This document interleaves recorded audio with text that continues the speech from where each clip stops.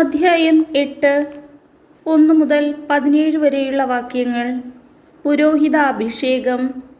കർത്താവ് മോശയോട് അരുളിച്ചെയ്തു, വസ്ത്രങ്ങൾ, അഭിഷേകതൈലം, പാപപരിഹാര ബലിക്കുള്ള കാള, 2 മുട്ടാടുകൾ, 1 കുട്ട പുളിപ്പില്ലാത്ത അപ്പം എന്നിവയോടുകൂടി അഹ്റോനെയും പുത്രന്മാരെയും കൊണ്ടുവരിക.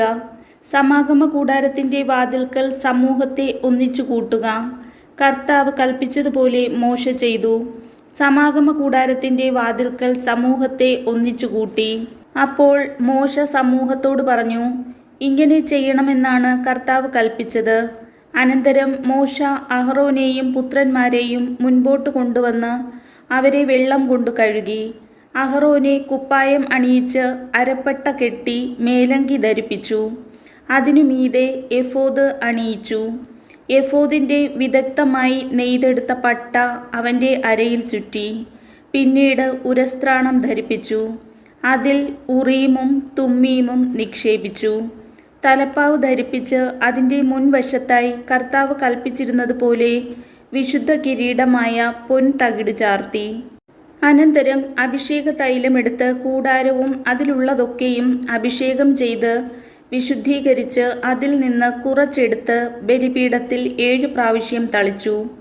ബലിപീഠവും അതിൻ്റെ എല്ലാ ഉപകരണങ്ങളും ക്ഷാളനപാത്രവും അതിൻ്റെ ചുവടും അഭിഷേകം ചെയ്ത് വിശുദ്ധീകരിച്ചു.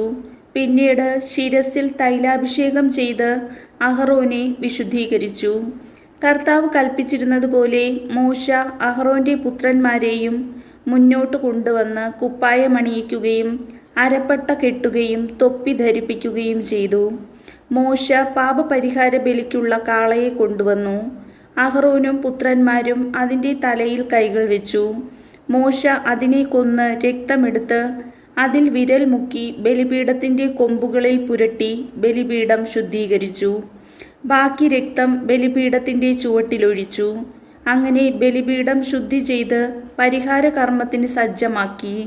ആന്തരിക അവയവങ്ങളിന്മേലുണ്ടായിരുന്ന മേധസ്സു മുഴുവനും കരളിന്മേലുണ്ടായിരുന്ന നെയ്വലയും ഇരുവൃക്കകളും അവയുടെ മേധസ്സുമെടുത്ത് ബലിപീഠത്തിൽ വെച്ച് ദഹിപ്പിച്ചു. എന്നാൽ കാളയെ, അതിൻ്റെ തോൽ, മാംസം, ചാണകം എന്നിവ കർത്താവ് മോശയോട് കൽപ്പിച്ചിരുന്നതുപോലെ കൂടാരത്തിന് വെളിയിൽ വെച്ചാണ് ദഹിപ്പിച്ചത്. കർത്താവിൻ്റെ വചനം.